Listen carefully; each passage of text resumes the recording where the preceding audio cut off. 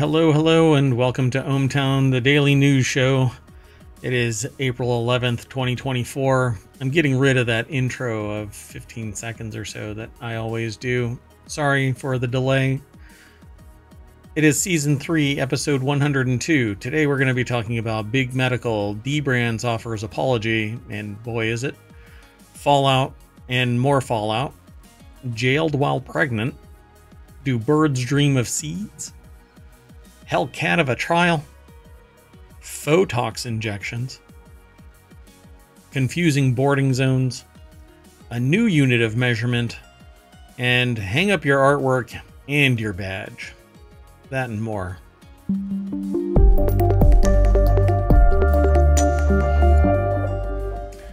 I am Mayor Watton up there, and around me is the visualizer for the sentient AI. You want to say hi, or what's up, or... Good evening, ohmTown citizens. Good evening, ohmTown citizens. Hey, you ready to just get going? I am. Let's go. First article is over in ohmTown Daily. Big corporations are quietly taking over your medical practice. Some doctors and experts say it's ruining healthcare. I can, as a matter of fact, state that I have been told on numerous occasions that MBAs are ruining healthcare, in particular MBAs. And I suspect most people have seen their names of their practices change. Yeah, and it gets consolidated, and so smaller practices become parts of bigger practices. And with all that in tow, there's certain policies and procedures, and it gets bigger and bigger, and then you don't have any competition or expeditious actions to try and make somebody healthy. You have policy and procedure that limits liability and mitigates costs and increases profits for the stakeholders, which may or may not ultimately end up being the very doctors that started the initial practice. Pardon me. But yeah, and if you do some research about this, you find out that what ends up happening is an MBA comes on board to not just a practice, but really any corporation, and immediately suppresses wages, raises costs, or I should say profits, but then devotes those profits to stockholders and stakeholders, executive suite, and the primary stakeholders, primary investors. And this has actually been bore out from history and analysis and research done into this. So I'm not surprised. They are not just quietly, but the reason why it's quiet is because consumers, customers, clients, aka patients, have zero bargaining power. So they don't have to do it quietly. They can do it wildly, overtly, in your face, flat out telling you, I'm moving to this, or our practice has been sold to this, or just straight up changing their name. Right, and even if you do want to walk, good luck, because a lot of practices aren't accepting new patients or new insurance or any number of other things. Yeah, and that new one is just the same. It's the same parent medical corporation. It just might have a different name, right? And so it'll have the practice, but it's a part of this. It's a partnership of this, or it is a wholly owned subsidiary of that. But in all cases, it's owned by somebody else. So it says here in this article, we aggregate a segment of it, a little piece of it that's provided by our various sources. This one is from Business Insider, but it says big businesses such as hospital systems, insurers, and I'm not sure what PE is. They're not talking about. I'm not sure. I'll have to look. I don't know what that is there. And maybe on the other side. Anyway, and PE firms are gobbling up medical clinics. Some doctors and industry experts fear corporate-owned or corporate owners could prioritize profits ahead of patients, which, oh, look how early it is for No Shit News. The federal government is dialing up scrutiny of private equity firms. Sorry. That's what that means. Now I see why that's a problem. Okay. See, and what's really interesting about this is a private equity firm isn't, if medicine were to be treated like law firms were treated, you would not be able to have a private equity or insurance company gobble up hospital systems, because law firms are forbidden from working with anything other than law firms. You can't have partnerships with anybody other than other law firms, because you all have the same, when you are part of a practice, you all have the same guiding compass, right? There's an ethical code of conduct.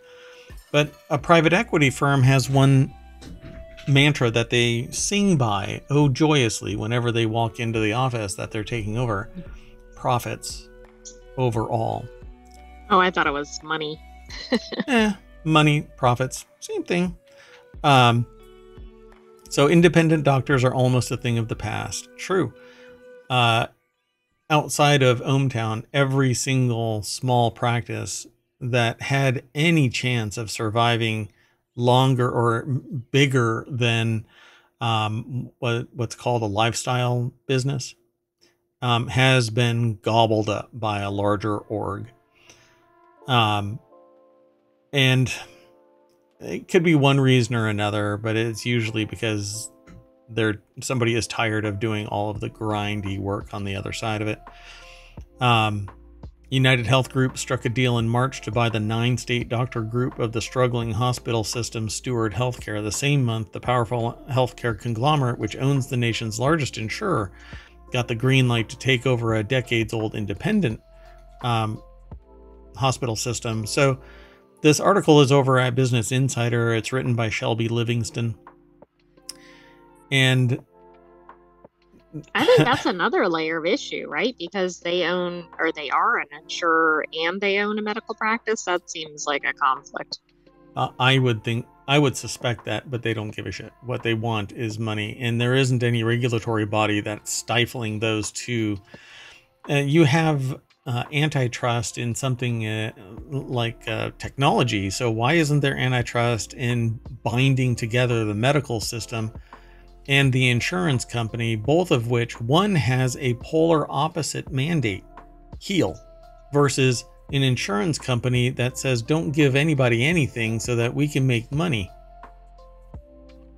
Going so far, they're very different parts in the same process. In an entirely different ideological bent.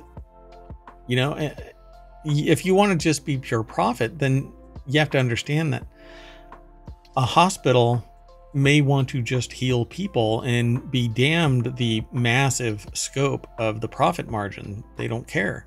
They want to heal people, and the people that go into medicine want to heal people.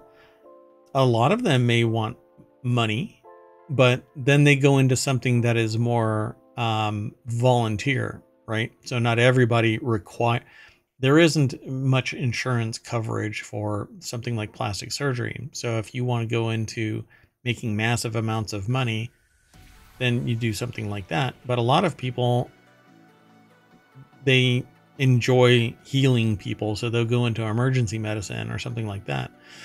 There's many a way to make money later on or whatever as a doctor.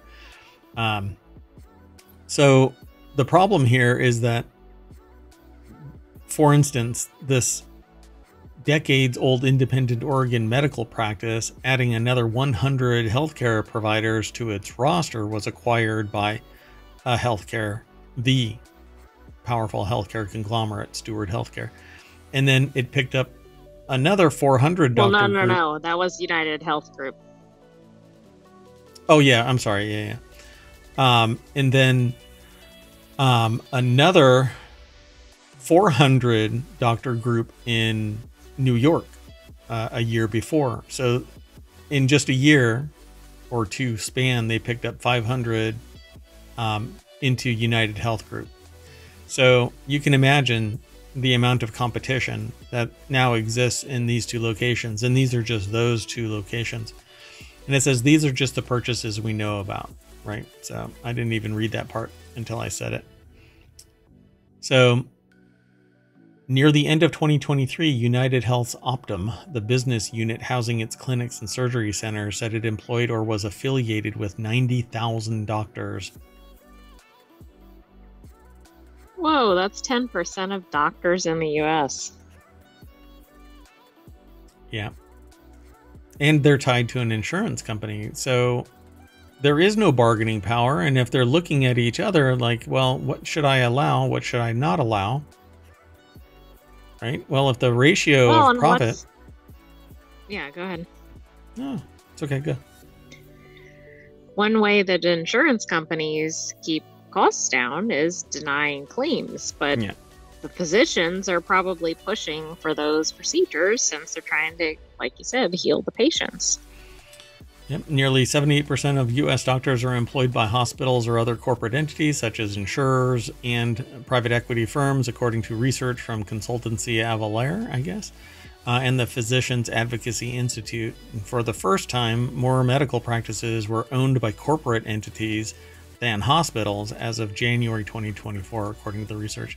There's more in this article, but obviously they even reference a cybersecurity attack event involving United Health Group. So, and that's kind of what is going to end up happening. You have more and more consolidation. You have less choice, less freedom. You also end up with a single point of failure. But let's keep going. We kind of let you know a little bit about what's going on. You have to get some skin in the game and talk to people about it. And definitely come back here, twitch.tv/ohmTown, and we're here every day, 8 p.m. Maybe expanding that for another series of shows during the weekday, and the weekend we start at 5 o'clock and go for about 5 hours. And again, maybe expanding that as well. It really depends. I need people to go out and tell their friends and family and follow us here on Twitch and go over to YouTube and like there, because that's how we get discovered. And definitely go over to Apple and download the podcast there and leave a review. A 5-star review would be great. I'll quote you here on the show, and it'll end up over on YouTube as well. Anyway, let's keep trucking through these articles. This next article is over in Mobile.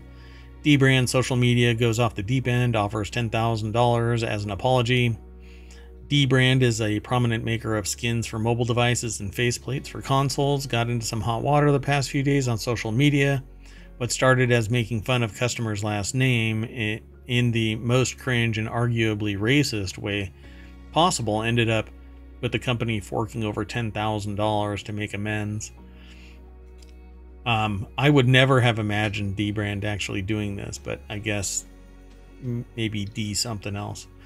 So companies need to keep their social media managers in check is the deck statement over at gizmodo.com. Oscar Gonzalez is the author of this article. And apparently, dBrand on the website formerly known as Twitter, responded to a tweet. A tweeter named, I think it's Buwan Chitranch. Hopefully I'm pronouncing it properly. If I'm not, then send an email to me phonetically pronouncing it, and I will never make that mistake again. They sent a tweet to dBrand asking what he should do to keep a MacBook skin the same color. And instead of offering some advice, the accessory maker decided to mock the user's name. Holy hell, are you kidding me? Wow. So they ended up deleting the tweet, but the damage had already been done. Not to mention the fact that the dBrand skin, if it was a dBrand skin, it says here, at dBrand, bought this skin a couple months back, couldn't even remain the same color after just 2 months. What should I do?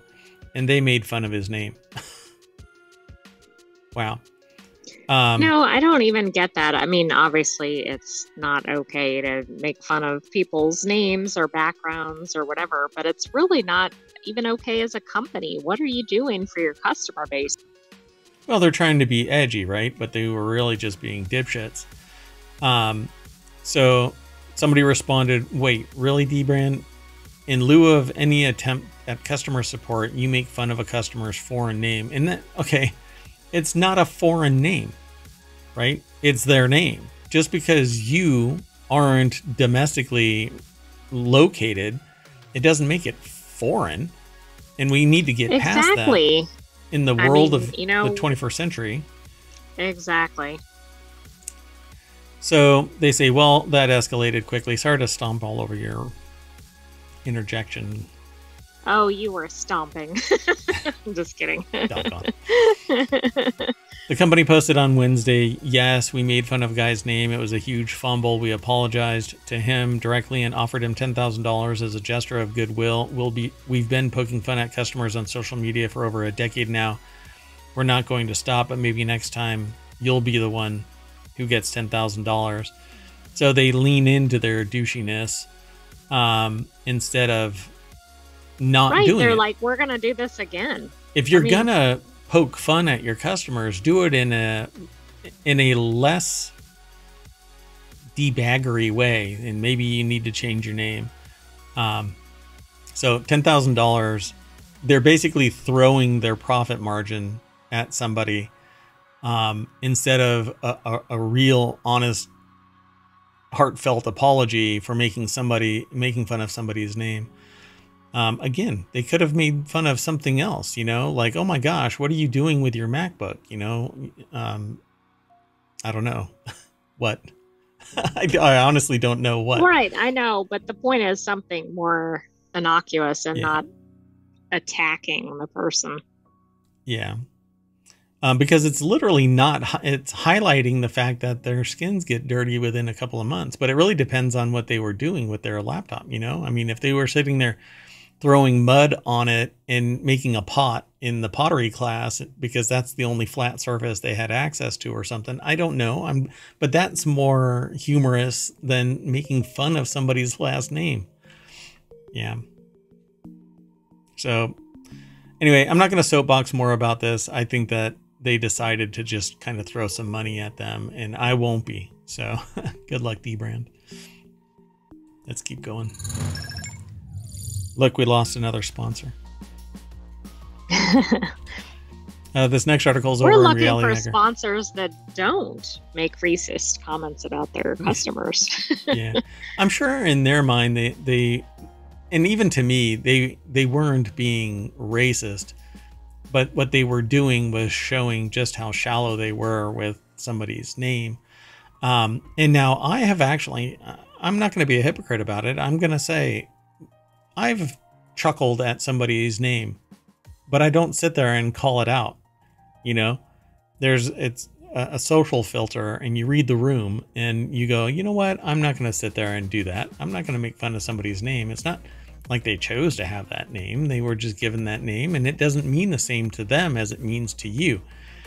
To them, it's special, and it is the historical reference to their family line. I think it's kind of a tool way to, you don't do it, particularly in commercial sectors. Anyway, sorry to go back on that soapbox, but I'll jump off. The next article is over in Reality Hacker. Amazon's Fallout series is crossing over with 2 Fallout games. I just learned of this, but it says Fallout 76 and Fallout Shelter are both getting new content based on the new Amazon Prime TV show adaptation of the franchise. By the way, there have been streamers that have been requested to stream the first episode of Fallout. And so one of them right now has 14,000 people watching it. Interesting. Yeah. And it's commercial free, and the host of the, what do they call it? I can't remember what it's called right now. Anyway, they're doing this, watch party. So, because Twitch is actually owned by Amazon, and the licensing, they've agreed to allow the people to stream it. It's really a no-brainer. It's a great tie-in, and then people can subscribe to that streamer with their Prime account, and because you get a free membership or subscription to somebody's channel. And you get to watch the first episode, and it might tease people into going over to Amazon and becoming a Prime subscriber, but it's expensive now. And I don't think that it's going to get any cheaper. But apparently Fallout 76 and Fallout Shelter are going to get new content. This article was actually brought to us by Digital Trends and Thomas Franzes, I think, or Franzese. I'm not sure how they pronounce their last name either. Now I have Fallout Shelter and Fallout 76, so I hope that I'm going to see the new content. I don't know when it is, but free-to-play vault management game Fallout Shelter will get new 8-mission quest line. Playing through this quest will net player 6 new vault dwellers, including the various people in from the show. Yeah. So and Bethesda is also adding other items themed around the series of the game, including a pre-war cowboy outfit, the Ghoul's revolver, and everything that I'm saying. If you have not watched the series, because all 8 episodes are out, I'm spoiling this show. Well, let's just say, but maybe not the game, Right, yeah. So Fallout 76 is also. So Fallout 76 is also getting some in-game items based on the Amazon Prime series. Between today and May 7th, a Vault 33 jumpsuit will be available for free to all players, while Fallout First subscribers, that's the subscriber portion of it, can also pick up a West Coast duster and hat in the in-game store, and Xbox Game Pass Ultimate subscribers will also be able to get the Vault 33 survival kit, which includes Lucy's Vault 33 backpack, lunchboxes, perk cards, etc. So the doozy of the show is the very first episode. There is a young girl actor that I don't know. I assume that she's the daughter of the cowboy. I think so. But she does. Go back and watch that first episode and pay attention to her, because she does a phenomenal job with showing just how afraid they are and the stunned result of what goes on at the very beginning of Fallout. I just don't want to ruin it for everybody, so definitely go and watch at least the first episode. No, she was an excellent actor, I thought, in the first episode. Yep. Yeah, I don't want to spoil it anymore, so I'll just move on, if you don't mind. So the next article is over in Hatch Ideas, and this one is a doozy too. Post office operator wrongly jailed while pregnant rejects executive's apology. So we've been talking about this for a while. The Horizon controversy, I guess you could say, from Fujitsu. Post office operator. I don't think that quite does it justice, though, right? Well, close to 900 people were turned into criminals because of a known flaw within the Horizon point of sale system. Actually, it was an IT management system. And senior leadership and other administrators knew that the problem exists and did nothing to resolve it. But after 900 people, somebody actually looked into it. And some people left the country, abandoned their families. Some were put in jail. Some had passed away. And this person was wrongly jailed while pregnant. So the post office operator who was wrongly prosecuted while pregnant has rejected a post office executive's apology for having sent an email celebrating her conviction as brilliant news. The inquiry into the Horizon IT scandal heard that David Smith, who was managing director of the post office for 7 months during 2010, sent the email to his team after learning that Seema Misra had been convicted, even though there was a known problem with the system. I mean, why? Just why? Well, honestly, it's sociopathy, like I said. And there is a rise in sociopathy. It's damn near a survival trait. You have to be sociopathic to survive in society because all hell is breaking loose, it seems. Not everywhere, but it seems in many, many, many pockets. Anyway, Jane Croft over at theguardian.com put the article together. And it says here, the post office operator who was wrongly prosecuted while pregnant has rejected a post office executive's apology. Actually, what should happen is this post office executive should be put in jail. The inquiry into the Horizon IT scandal heard that David Smith had sent this letter. She was later sentenced to 15 months in prison for theft and locked up on her son's 10th birthday while 8 weeks present. She was put on suicide watch after collapsing in court. She had done nothing wrong. The system had failed. Horizon IT had actually had flaws in it that when they did their analysis to could she have done the crime, it spit out that, yeah, she could have committed the crime, but it was factually incorrect. It's like asking artificial intelligence for relevant facts, and it spit out whatever bullshit it wanted to come up with. Right, I mean, isn't it asking the same source that created the problem to begin with? Yes, and I've been in this situation with people, I've been in this situation with corporations before, and you can't rely on the evidence that's being provided you by the very system that might have some flaw in it. You have to dig deeper, you have to break the person who's providing the information, because they're just going to be spitting out the same bullshit answer until you get to the truth of it when you have some indicator that there's something wrong. And 900 people being prosecuted is definitely a key indicator.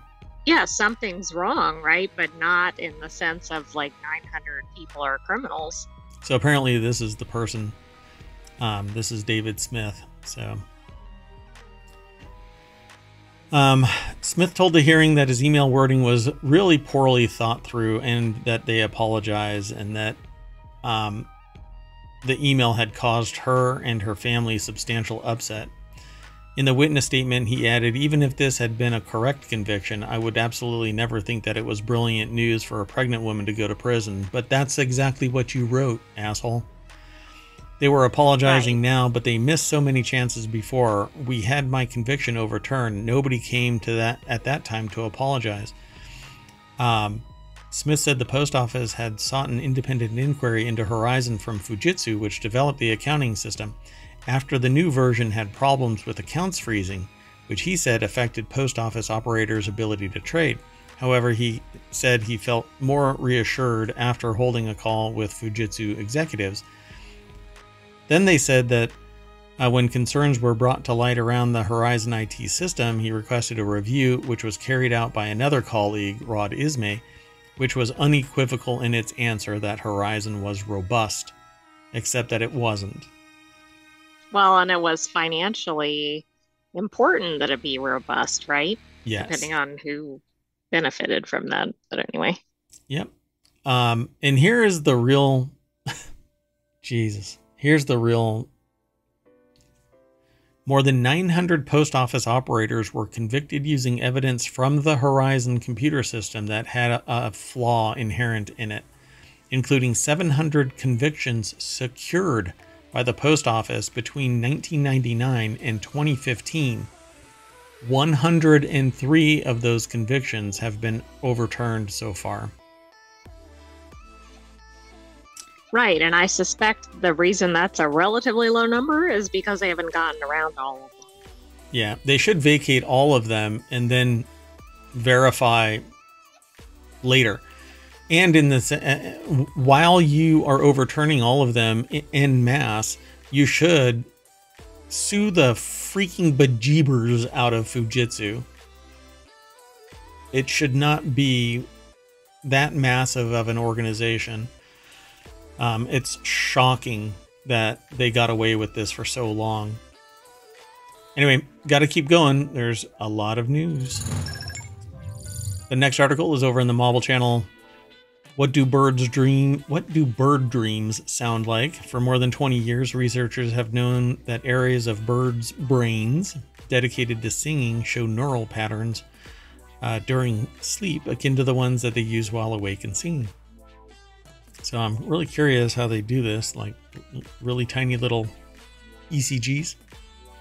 They put it on their heads. Do androids dream of electric sheep? That's what this reminds me of. Yeah, exactly. And I was actually going to write all of that, but it's a really long title, so I just wrote, do birds dream of seeds? So American Institute of Physics put this article together, and it's posted over at phys.org. Since the code behind the information gets processed is unknown, it hasn't been possible to map a pattern of nocturnal activity to song until now. Writing in the journal Chaos, a team of researchers from the University of Buenos Aires reports a method to translate the vocal muscle activity of birds during sleep to synthetic songs.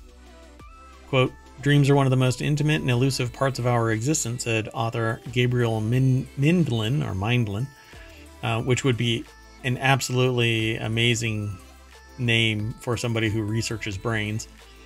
Mindlin. Chicken and egg issue. So did the name cause the research, or exactly, yeah, living up to the name. So they specialize in exploring the physical mechanisms of birdsong. Quote again, knowing that we share this with such a distant species is very moving, and the possibility of entering the mind of a dreaming bird, listening to how the dream sounds, is a temptation impossible to resist. Pretty amazing. Yeah, so they discovered that these patterns of neuronal activity descend to the syringeal muscles, the bird's vocal apparatus. They can capture birds' muscular activity. It is via an EMG, electromyography. Basically, the muscles twitch, and that translates into data so that they can translate that into actual song. They call it synthetic song because they're not translating the actual notation. Right. So for the initial work, they chose the great Kiskadee, a member of the flycatcher family and a species for which we recently discovered its physical mechanisms of singing, and presented some simplifications. In other words, we chose a species for which the first step in this program was viable. So now we're interested in using these syntheses, which can be implemented in real time to interact with a bird while it dreams, and for species that learn, to address questions about the role of sleep during learning. So they're going to try and manipulate sleep to see if it affects them learning in the real world. This will be interesting to watch. Absolutely. I wonder if they'll do this with other species too. Not just other bird species, but other animals. There's a joke about how a parrot learned how to talk in a bar or something like that, and it's cussing all the time. There's actually a story about a bird that cussed all the time, and maybe they should do that with that bird. Well, that's true. Like, I mean, and they've had birds that have been involved in witnesses to crimes and relayed something that was said or a sound. I mean, it's pretty interesting. That would be hilarious. Oh my gosh. All right, let's keep going. So the next article is over in Law Nerd. He'll have fun till the judge takes his Hellcat away. The judge was very specific in his conditions for release. This article is over at Above the Law. Let me throw it into chat. They only have these little snippets. So this teased me into going over and reading this. I didn't read it all. I stopped after verifying the headline. So the article is over at abovethelaw.com. It's written by Catherine Rubino, and the deck statement says the judge was very specific in his conditions for release. Wow. So conventional wisdom says flashy cars tend to get targeted by police more than a sad minivan.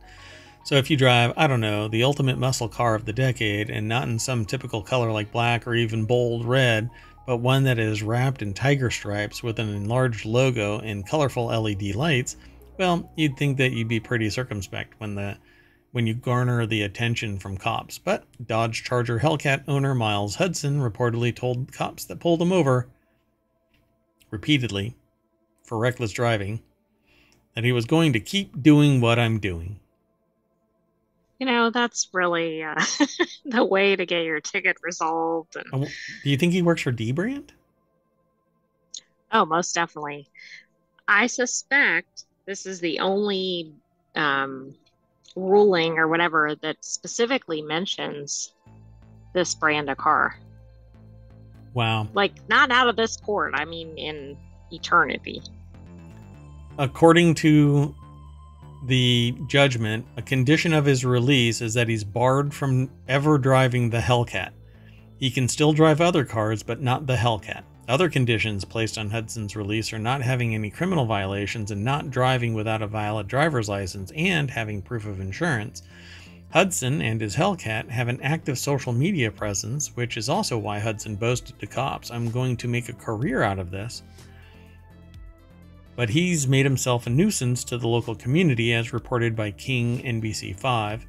He was first stopped in early January this year for driving recklessly in downtown Seattle around 1:30 a.m. Officers gave him a verbal warning about speeding in highly populated city areas. How about speeding? Well, that's probably the first mistake, right? If they'd given him something a little more. The car also has a slap on the wrist. The car also has additional engine modifications, which resulted in gunshot-like backfiring. I bet that goes over well in a city where it's echoing and everything. Yeah. In one video, Hudson is seen challenging two other drivers in Dodge Chargers to race in downtown Seattle along 4th Avenue South. When he pans the camera to the dashboard, the speedometer reads 107 before he begins to slow down. So apparently he's due back on these charges, but not that charger, I suppose, on May 13th. There's more in this article. So is he the one actually filming while he's driving as well? Probably. Yeah. Yeah, that's not a cheap car, so I wonder if he's making enough loot to... Interesting. He's probably getting lots of views. Yep. Everybody loves a dumpster fire. Let's keep going. The next article is over in the Mobile channel. Okay. CDC investigates possible fake Botox. Let me do something real quick. The only thing better than real Botox is fake Botox. Yeah, really. So Botox injections were conducted in non-medical settings, and the source of the products are not yet known. A spokesperson for the Centers for Disease Control and Prevention confirmed to The Hill, which is where this is sourced from. Let me throw this into the chat. And so, depending on how this is actually processed, the toxin itself could be actually much more unsafe than it is to begin with. But botulism is a serious illness prompted by a toxin known as Clostridium botulinum, and it actually deadens nerves. So a person who gets Botox injections, their muscles don't move, the surface ones. So like they'll smile, but you won't get wrinkles and stuff like that. So Miranda Nazaro over at thehill.com put the article together. Apparently there's a multi-state investigation into the illnesses with potential links to injections of botulinum toxin, also known as Botox, in at least 2 states. The CDC is working with health departments in Tennessee and Illinois, where illnesses similar to botulism have been reported in several patients. It targets the body's nerves. Symptoms usually include weaker eye, face, and throat muscles, can spread to the neck, arms, torso, legs, can also weaken a person's muscles and prompt difficulty in breathing, and in some other cases, death. So don't get them from anything other than laboratory. Yeah, like this is like a back of a truck or something. That's not a good place to get it from. Yeah, or you have to go to a trusted location. No trusted location is going to buy these off a counterfeit product. If they do, they find out about it, they're probably going to go to the authorities and say, hey, I bought this from this location and it's apparently bad. None of that seems to have been happening, though. So it says 4 patients in Tennessee also experienced botulism-like symptoms, the state's Department of Health announced last week. State officials said an investigation with the CDC and FDA had raised concerns about the use of counterfeit products or those administered in non-medical settings. So you don't have a party where everybody is doing Botox injections in the back room of somebody's house. You're asking for trouble. Or worse. Let's keep going. And if you're in one of those states in particular, you might want to think twice about doing this in the near future. Yeah. The next article is over in the Mobile Channel. Delta Airlines is replacing its confusing boarding zone names with numbers. So now instead of confusing boarding names, it's going to be confusing boarding zone numbers. Will they be all out of order? I mean, that would add some excitement to it. Yeah, everybody gets in line 1, 2, 3, 4, 5, but actual order is going to be 5, 3, 2, 4, 1. If you've ever been trying to get onto a Delta Airlines plane for the last 5 years or so, and you've been confused whether your Sky Priority boarding spot meant that you get a seat before a person with Premium Select, you'd be wrong. No more worry. The airline is changing the boarding process that it initiated. Yeah, interesting. Melvin Backman over at QZ.com or Quartz put the article together. The deck statement says the change is supposed to help reduce congestion at airlines' gates. I'd rather they have congestion and verify the identity of the people that are boarding the plane. Thank you very much. But well, that they actually have a ticket. Yes. Yeah. And not one that's a picture taken over somebody's shoulder of a girl and then a guy, a middle-aged guy, or actually he was like in his 30s, boards the plane with her boarding pass. Yeah. Didn't even check. Anyway, and I don't know if it was Delta Airlines or who. It doesn't really freaking matter to me. Verify who's getting on board the damn plane. Anyway, while a simple change, this transition to numbered zones will provide customers more clarity into the boarding sequence and take the boarding process make it more intuitive, especially for infrequent travelers and or customers who might face a language barrier at the gate. So yeah, you can keep the numbers and the names. Go ahead, right? But call it number 1 and then put the little name there if you want to, right, keep if you classy. Want to sound fancy or whatever. Exactly. What the heck? And it's like a cattle call, right? The number is cold and callous, impersonal, and you're just a number. But being told that we want our customers to think they're special, right? Yeah, you're part of the Sky Priority because you're our priority. Or you're part of the Premium Select assignment because you're going to be receiving the Select Premium seats.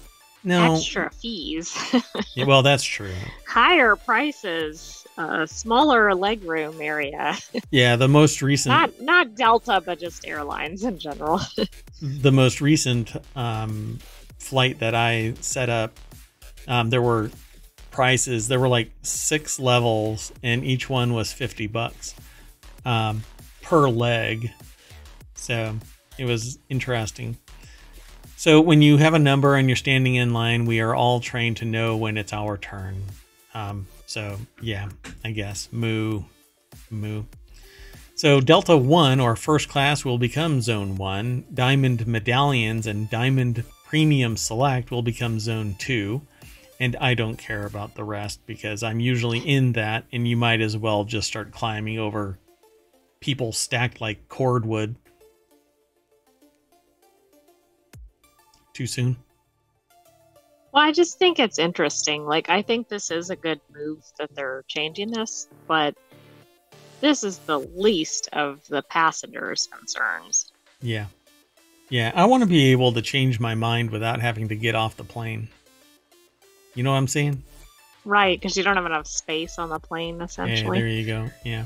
Need to bring my own oxygen tank because everybody else is sucking the oxygen down. Let's keep going. The next article is over in ohmTown Daily. NASA says giraffe-sized asteroid to pass incredibly close to Earth today. And you know what? We now have a new unit of measure. Heard it here first. All space objects will now be measured in giraffes.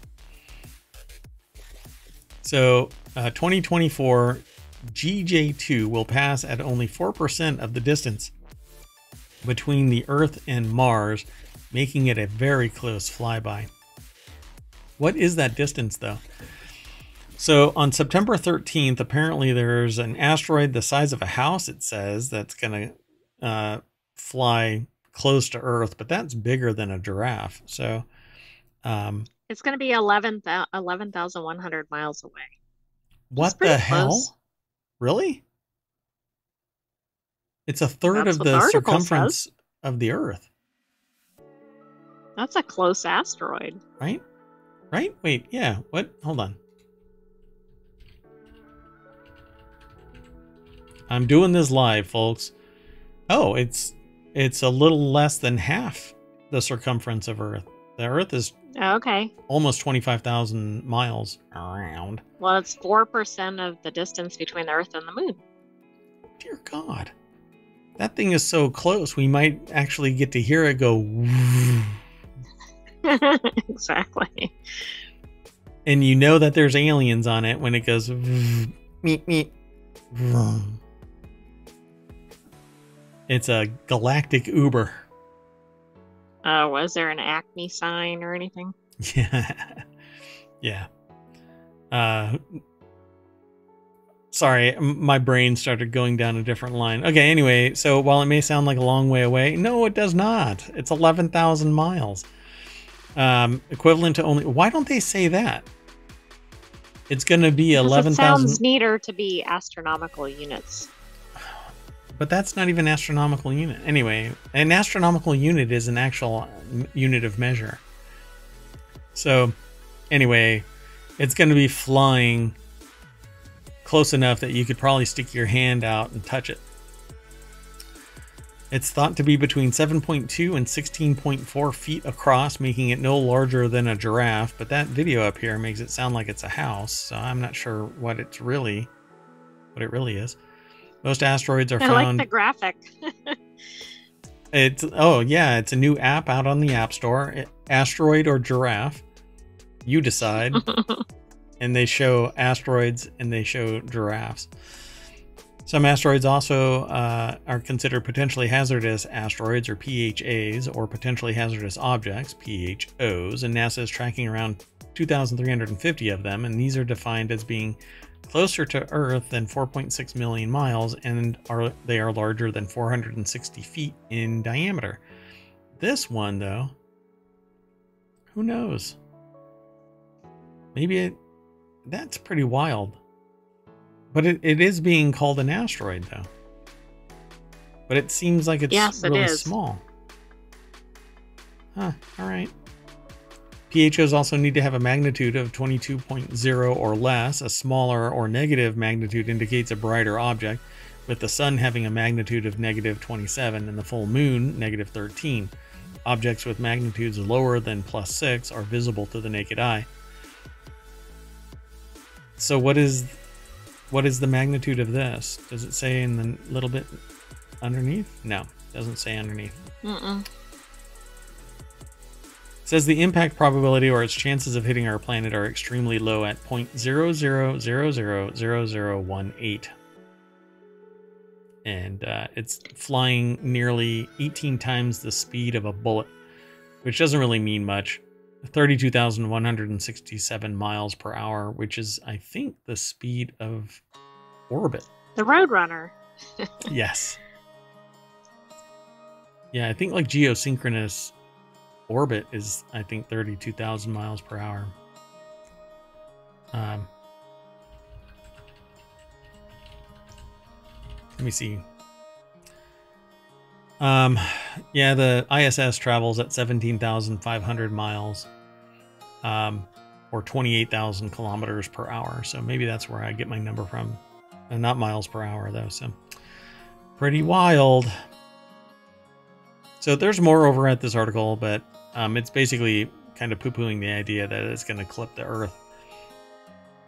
Quick, throw a dart at it.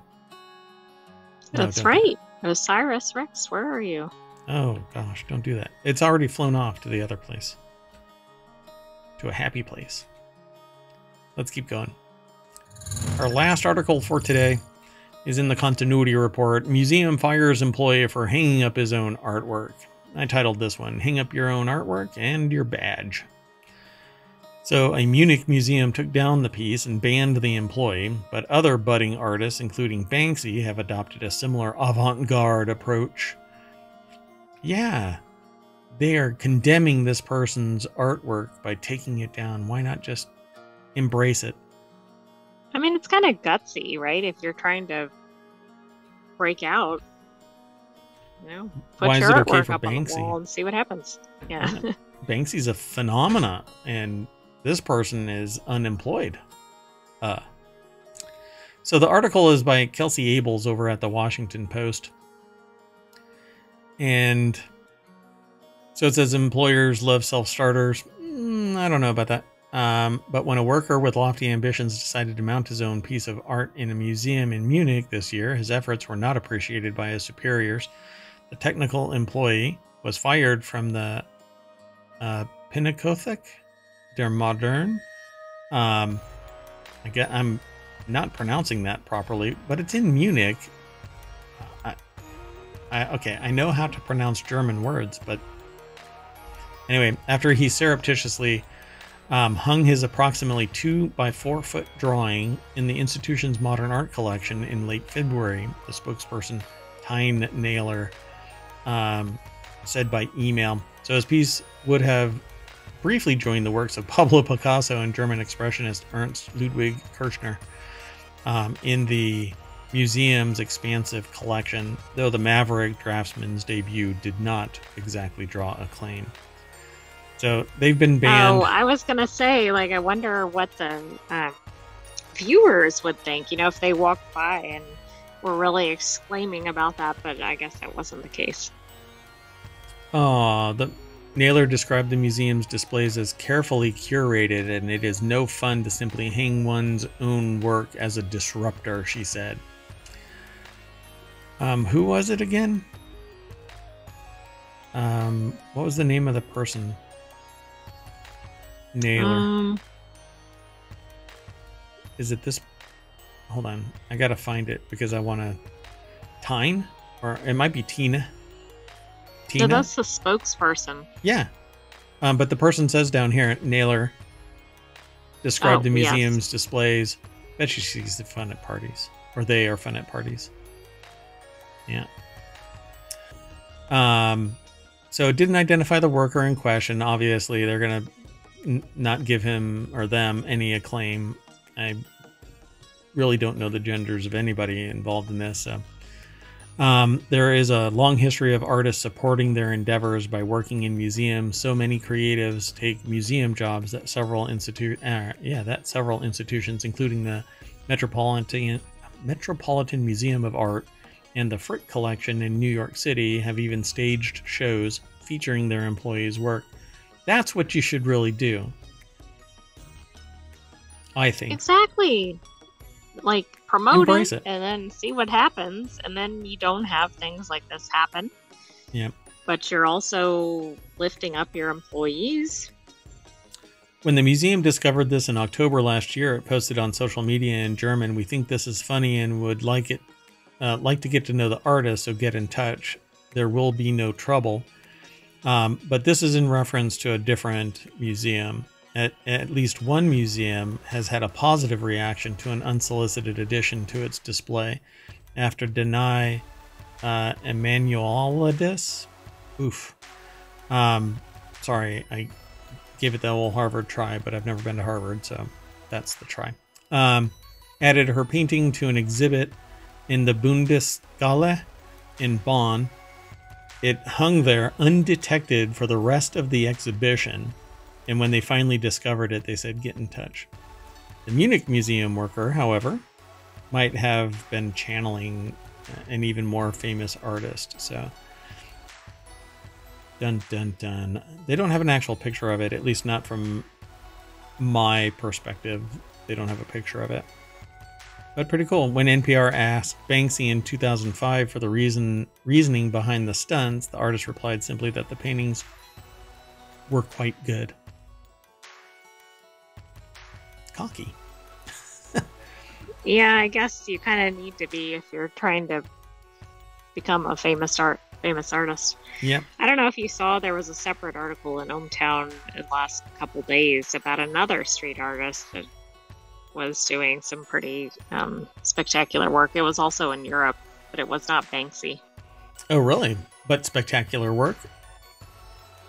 I mean, it seemed like maybe it's going to be the next Banksy or something, but they were talking about new artworks appearing and stuff. So. Really? Interesting. I think the artist's name was maybe JR, and I think it was in the art newspaper, if I'm not mistaken. Oh, right. Okay. I'll have to take a look. I must have missed it.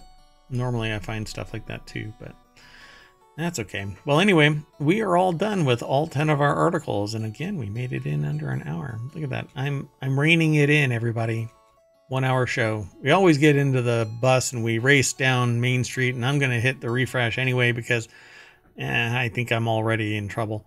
So that's it, folks. Thanks for coming in and hanging out. This has been the Season 3, Episode 102 show of ohmTown Daily News Show for April 11th, 2024. We will be back tomorrow, all things considered. And then we have 5 shows on Saturday and 5 shows on Sunday. There will be... No. I'll be able to do all of them. Okay, anyway. We have 4 shows on Saturday and 4 shows on Sunday. You know the AI's supposed to keep me out of trouble. That's why. Maybe I'll do another show. Just me and... I mean, now you can just add an extra one, since you said there are going to be 5. Me and my gold thong. Streaming on Twitch. In that other channel, the other category, the hot tubs category. I'll sell the hot tub water.